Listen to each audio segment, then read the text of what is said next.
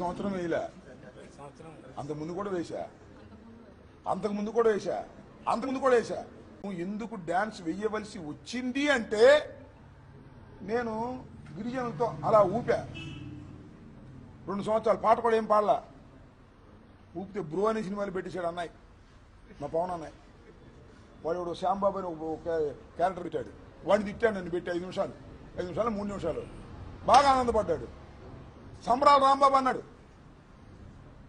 నేను సంబరాల రాంబాబుని కాదు, నేను అట్లాంటి కాదు అన్నా. ఎస్, నేను సంబరాల రాంబాబుని సంక్రాంతికి అని చెప్పా, సంక్రాంతికి సంబరాలు చేస్తానని చెప్పా.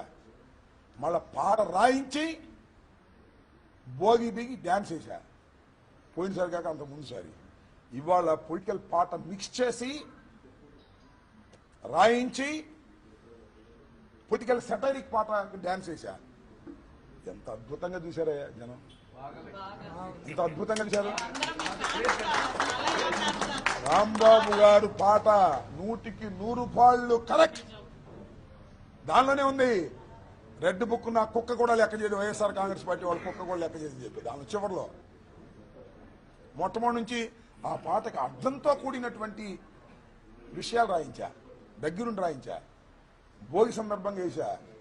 కడవ సినిమాలు హిట్ లేదు తెలియదు కానీ నాది మాత్రం అద్భుతంగా చూశారు. ఆ డ్యాన్స్ 5 నిమిషాల 3 సెకండ్లు అద్భుతంగా చూశారు జనం.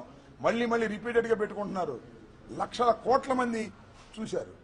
అంటే దీనిలో వాస్తవం ఉంది అని. పొలిటీషియన్ డ్యాన్స్ వేస్తాడు అని నిరూపించా. కేవలం పవన్ కళ్యాణ్ గారే డ్యాన్స్ వేయడు, డబ్బులు తీసుకుని. నేను డబ్బులు ఖర్చు పెట్టి నేను డ్యాన్స్ వేసా పొలిటికల్గా. సో ఈ డ్యాన్స్ వేయడానికి కారణం పవన్ కళ్యాణ్ గారే.